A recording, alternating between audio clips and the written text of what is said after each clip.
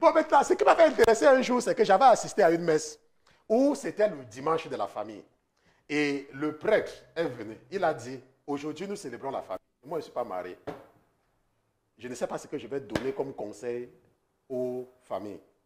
Et le sermon avait duré 5 minutes. Vous savez pourquoi je n'ai jamais oublié ça? Parce qu'il était réaliste. Le sermon, la plupart du temps, chez les mariés, dure 20 minutes. Ça n'a pas fait 5 minutes, c'était fini. Et la messe est finie vite le jour-là. Et nous sommes partis. Il a dit, je ne suis pas marié. Je n'ai pas d'enfant.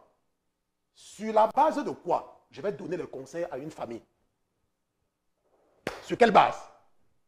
Mais il y a des gens, dans des familles, qui ne sont pas mariés. On ne les a même jamais proposé le mariage. Ils n'ont même jamais vécu chez quelqu'un.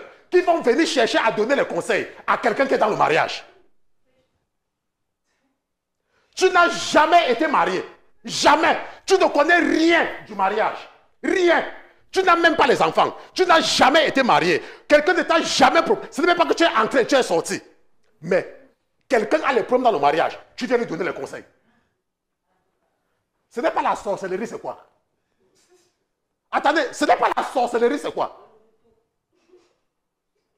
Quelqu'un m'a appelé un jour. Oh, pasteur Christian. Voilà. J'ai demandé à la personne que, maman, dis-moi un peu, tu t'es marié quand? Comme tu m'appelles pour me parler d'un problème de mariage, dis-moi un peu le jour que tu t'es marié, je n'étais pas au courant. Tu n'as jamais été marié. Et tu appelles quelqu'un qui est marié pour lui donner les conseils de mariage. Je dis, ce n'est pas la sorcellerie. Qu'est-ce que tu en sais? Tu ne connais rien. C'est comme si tu es en train de me dire que je suis dans une église. Toi, tu n'as même pas un studio où il y a même peut-être un ordinateur avec un clavier. Et tu vas venir dire aux gens qui gèrent une église ce qu'il faut faire. Qu'est-ce que tu en sais? Tu connais quoi? Quelle est l'expérience que tu as? La personne m'avait carrément appelé. Je lui ai posé la question. Tu t'es marié? Pour donner les conseils à un couple. Dis-moi un peu le jour que tu t'es marié, avant que je ne sois pas au courant. C'est pour cela que voilà les parents de cet aveugle qu'on convoque pour leur enfant qui est mature. Et on veut qu'il parle pour lui. Les parents disent que maintenant, il est mature, non?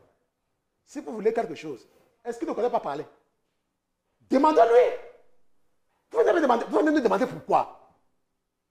Est-ce que vous ne pouvez pas vous adresser à la personne qui est déjà mature? Vous venez nous demander que notre problème dedans, c'est quoi?